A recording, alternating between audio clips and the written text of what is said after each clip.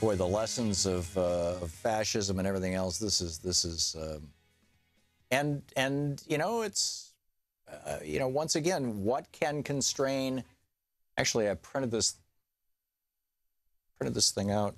Oh, wait a minute. Maybe I didn't. Maybe I have it here. Yeah, I do. This is over at Law News, Dan Abrams' website. And it's an opinion piece by John Banshef. And tip of the hat to whoever posted this in our chat room. Let's see here. Doesn't say. In any case, thank you for I got this out of our chat room. Might have been Sue. And John Banzhaf, B-A-N-Z-A-H-A-F, is writing this op-ed.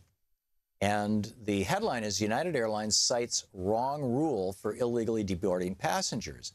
And what they're saying is that if a plane is overbooked under the rules, both the federal laws, the CFR 253, and under the, which includes Rule 21, refusal of transport, and Rule 25, denied boarding compensation, under these laws, that you can deny compensation, but you cannot remove someone except under very specific circumstances. And the reason why is because Ralph Nader was denied boarding back in the day, and he took it all the way to the Supreme Court.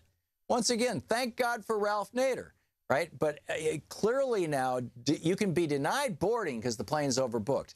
But once you're on, you cannot be removed. Removing boarder, that's Rule 21, which is called refusal of transport, says that the airline has the right to remove from an airport at any point persons who are unruly, intoxicated, unable to fit in one seat, have medical problems. Nowhere on this list of 24 reasons is there anything about overbooking, the need to free up seats, the need for seats to accommodate crew members to be used on a different flight. Nowhere. So apparently, United did not have the legal authority to do this, which is pretty strange stuff. You know, it's the difference between Rule 25 and Rule 21. I mean, they're saying that this was denied boarding because of overbooking, when in fact it was removal from the aircraft, which is under Rule 21 refers to as refusal of transport. And it's a whole completely different thing. Rule 21, quote, United shall have the right to refuse to transport or shall have the right to remove from the aircraft at any point a passenger for the following reasons. And it lists these reasons, and none of those reasons have to do with we're overbooked. The overbooked part doesn't say that they can drag you off the plane. It says they can deny you getting on the plane. The plot thickens. This is getting really interesting, this Section 21 and Section 25.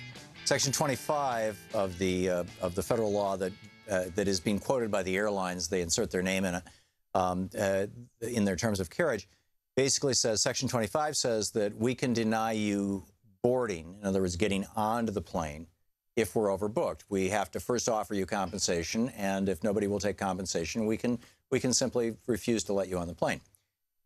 Section 21 talks about when we can remove you from the plane. And we can only remove you from the plane if you're belligerent or drunk or ill, or, you know, there's very specific circumstances. So now, with that in mind, I look back at the initial PR that came out of United saying that this passenger was belligerent, which under Section 21 would give them the right to forcibly remove him from the plane. Except, as pointed out in this Law News article, except that he was belligerent in response to what may well be a non-lawful order. You can't be, you know, once you're in your seat, they can't come to you and say, okay, take off your clothes, jump up on the seat and dance and sing a song. You know, they can't make you do things, right? It's your seat. You got it, you're in it. And, you know, unless you're misbehaving, they can't take you out. So if they give you an unlawful order, if they say, okay, strip and dance, and you say no, and they say, you know, yes, and you say no, and oh, you're belligerent, we're going to drag you off the air. See, that's not legal. So is United trying to say, oh, we legally dragged this guy out and got him all bloody and everything because he was belligerent, but, you know, perhaps that's what they're trying to do. But if they're trying to do that, he was belligerent, if you want to use that word, at least non-compliant, to an order that in all probability wasn't even lawful. I find this fascinating. I just find it fascinating.